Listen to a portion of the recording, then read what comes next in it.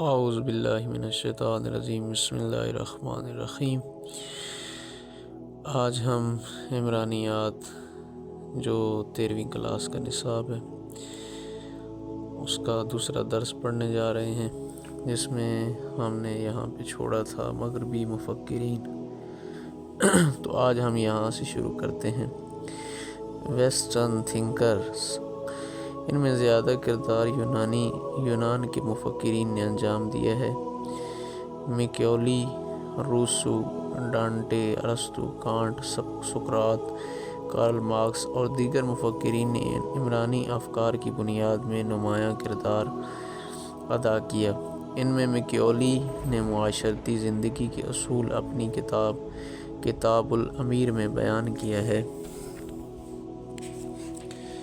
اس میں حکمت کی اقسام، مختلف قسم کی حکومتیں، سپاہ کی خصوصیات، حکومت پر قدم جمانے کے اصول اور امیر کے مقبول ہونے کے گر بتائے گئے ہیں۔ اس کتاب میں فلسفیانہ خیالات کو زیادہ دخل ہے۔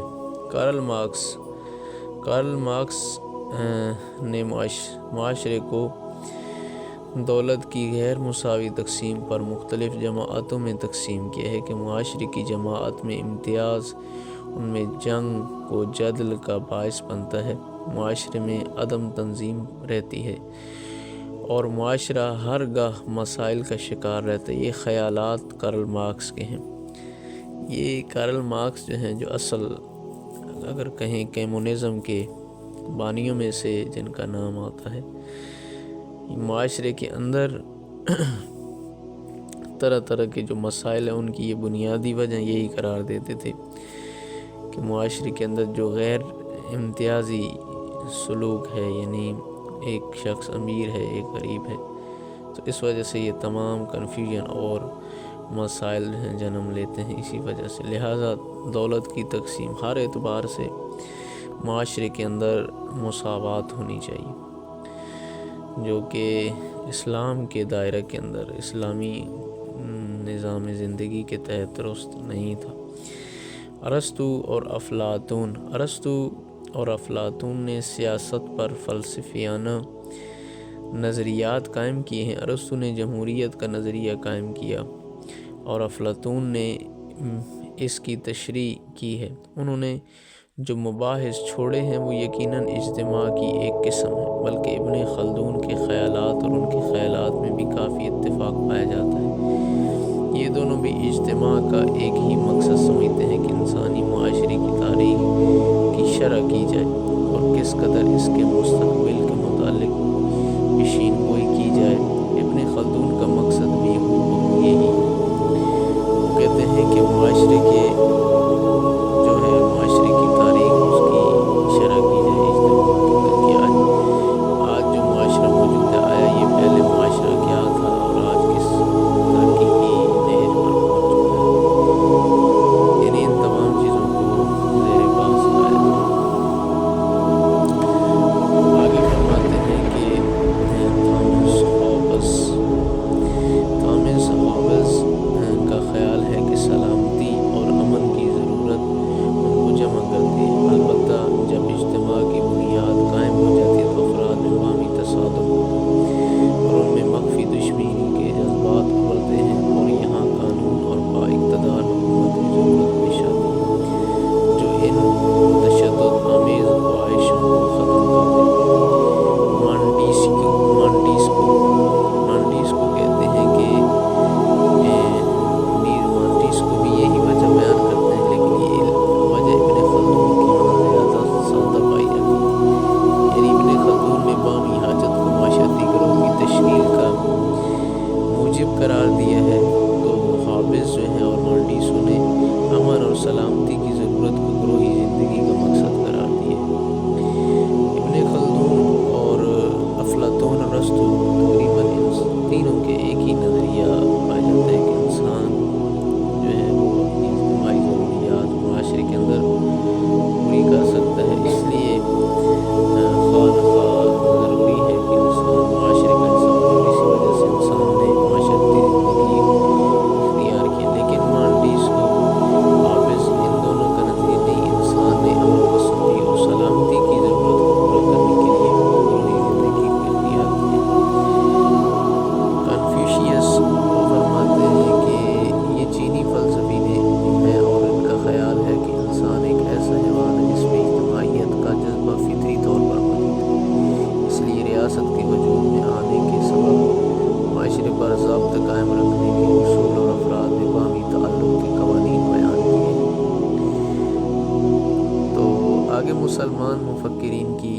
پہلے ویسٹرن یورپی مفکرین تھے ان کا ذکر کیا، اب مسلمان مفکرین کا ذکر کر رہے ہیں۔ مسلمانوں کی قدیم تہذیب گوناگوں علوم سے روشن ہے۔ یہ الگ بات ہے کہ ہم مسلمانوں کے کارناموں سے آگاہ نہیں۔ ہماری علمیت اگرچہ ان کے بارے میں محدود ہے تو اس کا مقصد یہ نہیں کہ ان کا علم بھی محدود ہو۔ مسلمانوں نے علم کیمیا، فلکیات، ریاضیات، جغرافیہ، فلسفہ اور عبرانیات میں آزادانہ طور پر خود مختاری کے ساتھ بنیادی کارنامے انجام دیے ہیں۔ ان علوم کی بنا مسلمانوں نے ڈالی۔ اگر کہا جائے تو عین انصاف ہوگا، الکندی سب سے پہلے مسلمان مفکرین میں پہلے الکندی آتے ہیں۔ فرماتے تقریباً 90 صدی کے وسط میں کوفہ عراق میں الکندی پیدا ہوئے اور بغداد میں پرویش پائی۔ چونکہ وہ خالص عربی النسل تھا اس لیے اسے عربوں کا فلسفی کہہ کر پکارتے تھے۔ وہ فلسفی تھا، کیمیا دان تھا اور ماہر امراض چشم بھی تھا۔ وہ موسیقی کے فن کا بھی ماہر تھا۔ پہلے موسیقی کا علم عربی دنیا میں مقبول تھا، پھر کئی صدیوں بعد یورپ میں پھیلا۔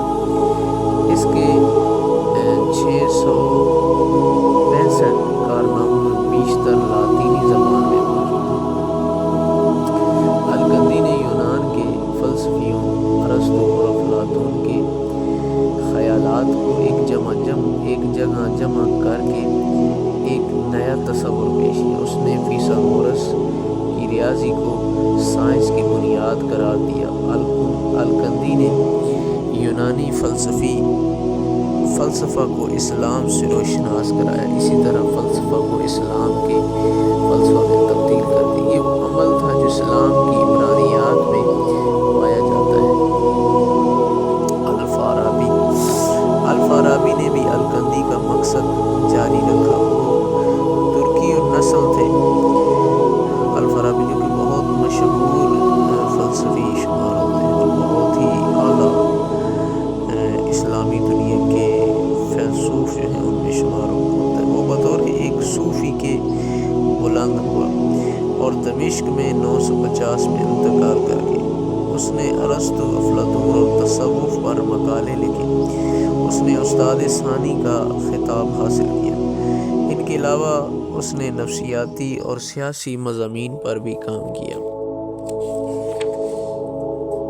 اس کی کتاب السیاسہ میں ایک شہر کا نمونہ پیش کیا گیا جو افلاطون اور ارسطو کے تصورات سے ملتا جلتا ہے۔ جس طرح انسانی جسم میں تنظیم پائی جاتی اسی طرح ایک شہر میں ہوتی ہے۔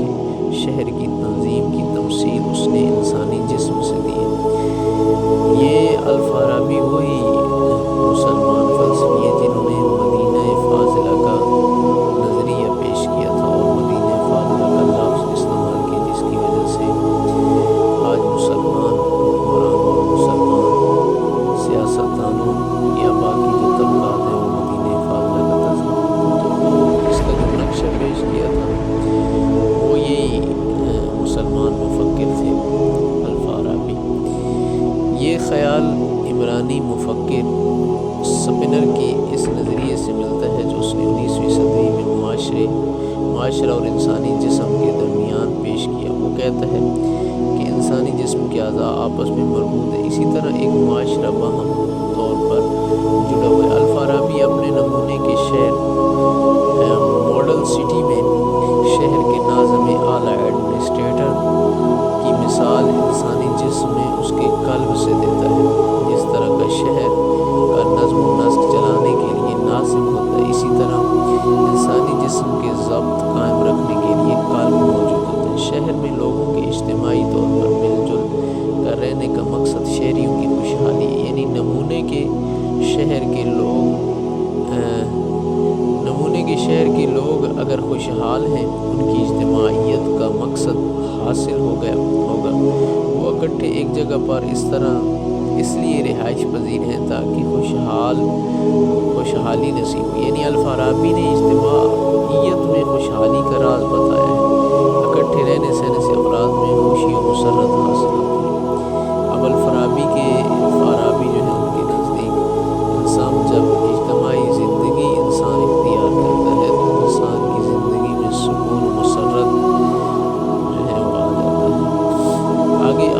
الصفا بصرہ میں تقریباً 970 کے قریب فلسفہ کا ایک سکول قائم تھا جسے اخوان الصفا کہتے تھے۔ اخوان الصفا کا نظریہ قلیلہ دمنہ کتاب میں فاختہ کی اس مثال سے بیان کیا جاتا ہے، جس میں پرندوں کا ایک گروہ جو شکاری کی جال میں پھنس گیا تھا آپس میں وفادار دوستوں کی طرح متحد ہو گئے اور پھر اجتماعی کوشش سے شکاری کے جال کو لے کر اڑ گئے اور اپنی جان بچائی۔ اسی طرح اخوان الصفا میں شامل جملہ طلبہ آپس میں خلوص کے ساتھ اجتماعی طور پر اتنے متحد تھے کہ دنیا کے جملہ مسائل کو حل پیش تلاش کر لیتے تھے۔ یہ طالب علم بھی تھے، استاد بھی تھے اور صوفی بھی۔ معاشرے میں ان کا مقام بطور معلم کی، بطور مبلغ کے، پریچر کے اور بطور اعلیٰ نمونہ کے مثالی تھا۔ بغداد میں ان کی شاخ نے مذہبی سیاسی انجمن قائم کر لی تھی۔ جو رسالہ یہاں سے جاری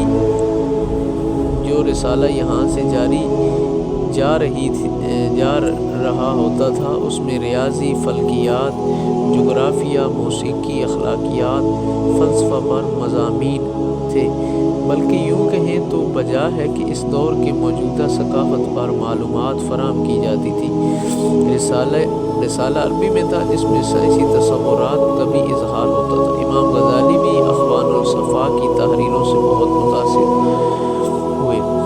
تو یہاں پہ ایک تنظیم کا ذکر کر رہے ہیں کہ جو مسلمان طلاب تھے اور ان طلاب نے اجتماعی طور پر اجتماعی کوشش سے، طالب علم بھی تھے وہ ہر اعتبار سے، یعنی ان کے بیک وقت کئی مقام تھے، معلم بھی تھے، مبلغ بھی تھے اور صوفی بھی تھے، ہر اعتبار سے ان کا ایک اپنا مقام تھا۔ تو یہ اس کا ذکر کر رہے ہیں اخوان الصفا کا۔ تو آگے ذکر کرتے ہیں ابن خلدون تیونس کا رہنے والا تھا۔ ابتدائی عمر میں قرآن و حدیث کا علم حاصل کیا۔ وہ وسطی دور کا عظیم مورخ تھا۔ تاریخ نویسی کے دوران اس نے محسوس کیا کہ کوئی مورخ کسی قوم کی تاریخ مرتب اس وقت تک نہیں کر سکتا جب تک اس کے معاشرتی حالات کا مطالعہ نہ کرے، اور کسی قوم کے معاشرتی حالات کے مطالعہ کرنے والے علم کو علم عمران کہتے ہیں۔ آگے ذکر کرتے ہیں عمرانی نظریہ، سوشیالوجیکل تھیوری۔ سائنسدانوں کے نزدیک ایک حقائق میں باہمی تعلق کا نام نظریہ ہے، یا حقائق کو بامعنی انداز میں ایک دوسرے کے ساتھ ترتیب دینا نظریہ کہلاتا ہے۔ اب کرلنگر ذکر کرتے ہیں کہ نظریہ مربوط تصورات اور تفریضات کا سیٹ ہوتا ہے جو مظاہر کا منظم خاکہ پیش کرتا ہے، اور ان مظاہر کی تشریح کے ساتھ ساتھ ان کے متعلق پیشین گوئی بھی کرتا ہے۔ جب ایک حقیقت، ایک فیکٹ، وہ مشاہدہ آبزرویشن سے ہے جسے تجربہ ایکسپیریمنٹ کے ذریعے تصدیق کی جا سکے، یعنی اس پر تجربے کے ذریعے وہی نتیجہ نکلے جو ہمیں مطلوب ہے، ایسا مشاہدہ حقیقت کہلاتا ہے، اور ایسے حقائق کو نظریہ کہتے ہیں۔ اب انہوں نے یہاں پہ ضرب حقائق کو دیا ہے اور پھر آخر میں کہہ دیا ہے کہ یہ نظریہ ہے۔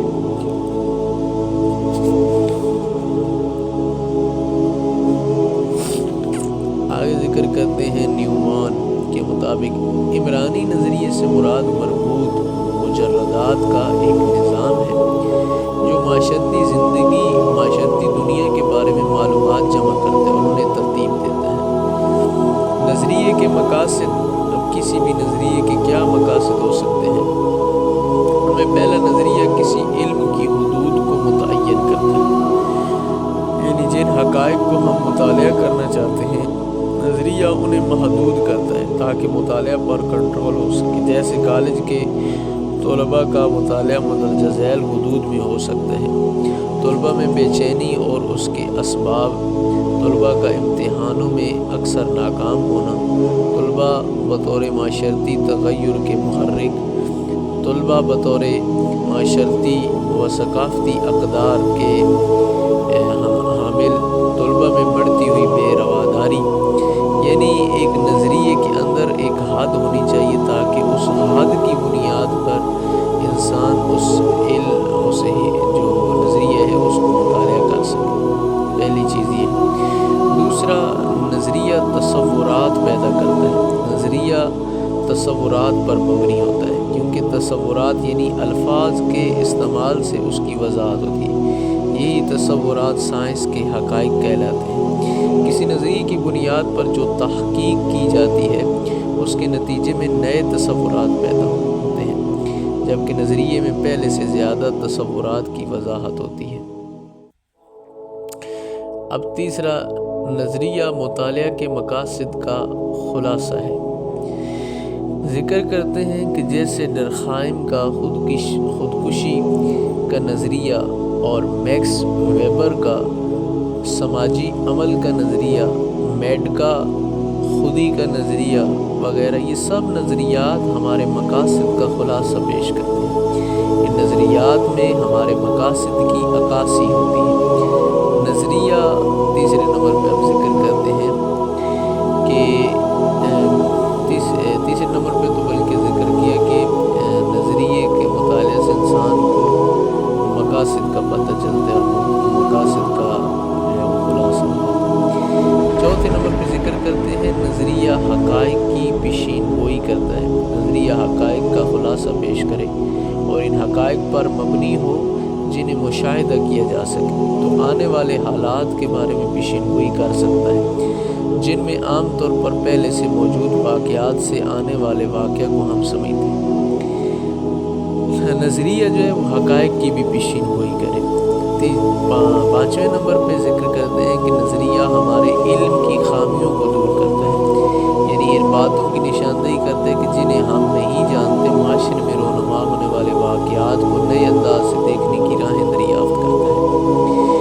ہمارے علم کے اندر جو کچھ ہوتا ہے وہ اس کے اندر جو خامی موجود ہوتی ہے وہ ہماری دور کرتی ہے۔ آگے ذکر کرتے ہیں مسائل کا حل۔ نظریہ اور مسائل کا حل پیش کرتا ہے جو ہمیں اپنی معاشرتی اور ثقافتی زندگی میں پیش آتے ہیں۔ نظریہ حقائق کی تنظیم کا نام ہے۔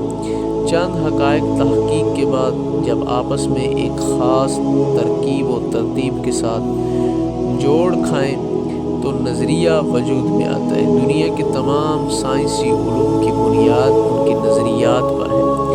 تحقیق کی نئی راہیں دریافت کرتا ہے۔ ساتویں نمبر پہ تحقیق کی نئی راہیں دریافت کرتا ہے۔ ایک تو مسائل کا حل بھی پیش کرتا ہے۔ چھٹے نمبر پہ ساتویں نمبر پہ ذکر کر رہے ہیں تحقیق کی نئی راہیں دریافت کرتا ہے۔ نظریہ محققین و سائنسدانوں کے لیے تحقیق و سوچ و بچار کی نئی راہیں دریافت کرتا ہے اور معاشرے کے بارے میں مفید معلومات فراہم کرتا ہے۔ آٹھویں نمبر پہ ذکر کرتے ہیں نئے علوم کی وجہ بنتا ہے۔ نظریے کی وجہ سے نئے علوم وجود میں آتے ہیں جس پر تحقیقی کام کر کے محققین اس کائنات کے بارے میں مزید آگاہی حاصل کرتے ہیں۔ نئے علوم جو ایجاد ہوتے ہیں ان میں بھی ایک اہم جو کردار ہے وہ نظریے کا ہے۔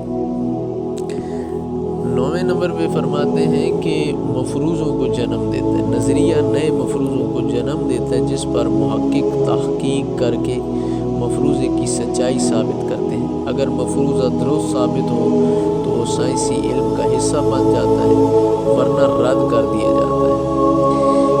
10ویں نمبر پہ ذکر کرتے ہیں معاشرتی تغیر و ترقی کی وجہ۔ نظریے کی وجہ سے سائنسی علوم میں بہت زیادہ ترقی ہوئی ہے اور سائنسی ترقی آج ایک آفاقی حقیقت بن کر سامنے موجود ہے، جس کی اہم وجہ وہ سائنسی نظریات ہیں جو محققین صدیوں سے ثابت کرتے آئے ہیں۔ آج انہی نظریات کی بدولت معاشرے میں تغیر و ترقی ہے اور معاشرہ قدیم سے جدید میں تبدیل ہو رہا ہے۔ لہٰذا نظریہ معاشرتی تغیر و ترقی کی وجہ بنتا ہے۔ نظریے کی وجہ سے معاشرے کے اندر بھی تغیر آتا ہے، تبدیلی آتی ہے، ترقی آتی ہے، اور پرانے جو فرسودہ نظریات ہوتے ہیں یا ویسے جو خرافات ہوتی ہیں معاشرے کے اندر، وہ بھی ختم ہو جاتی ہیں جب ایک منطق اور سوچ و بچار کے بعد کوئی نظریہ پیش کیا جائے۔ نظریہ قوانین بناتا ہے، نظریہ معاشرتی قوانین بنانے میں بھی مددگار ہوتا ہے۔ عمرانی نظریہ عمرانیات کی عمارت ہے، جس کی بنیاد عمرانی فکر پر ہے۔ مفکرین ہر دور میں پیدا ہوتے رہے ہیں، انہوں نے اپنے افکار کے لشکر چھوڑے۔ ان افکار میں کچھ کا مقام اتنا بلند تھا کہ وہ نظریات میں منتقل ہو گئے۔ ان کی تصدیق سائنسی تحقیق سے بھی ہوگی، اور کچھ افکار ابھی تک نظریے کا مقام حاصل نہیں کر سکے، اور کچھ افکار ایک وقت تک درست رہے، بعد ازاں ان کی اہمیت کم ہوتی گئی اور ان کی جگہ نئے حقائق نے لے لی، وہ کتابوں سے مٹ گئے۔ جیسے ابن خلدون نے الاسمیہ کا تصور پیش کیا تھا، جو نظریے کا مقام حاصل کر چکا ہے۔ امام غزالی گروہی زندگی کو بنیادی مقام عطا کرتا ہے، اور شاہ ولی اللہ محدث دہلوی نے معاشرتی ارتقاء سوشل ایولیوشن کے اصول بیان کیے۔ ڈرخائم نے معاشرتی حقیقت اور خودکشی پر نظریات قائم کیے، نیز مذہب کی معاشرتی وضاحت پیش کی۔ کارل مارکس نے مادیت، میٹرلزم کا نظریہ اور جماعتی جدوجہد، کلاس سٹرگل کا تخیل دیا۔ میکس ویبر نے سماجی عمل پر نظریات چھوڑے۔ سپنر نے معاشرے کو انسانی جسم سے تشبیہ دی۔ اسی طرح اور بہت سے ماہرین نے نادر نظریات قائم کی، جن میں بارک، برگس، سمیل، پارسنز، مرٹن، کولے، ایکبرن، میڈ ملز اور میکیولی مشہور ہیں یا میکیول۔ تو یہ آج کا سبق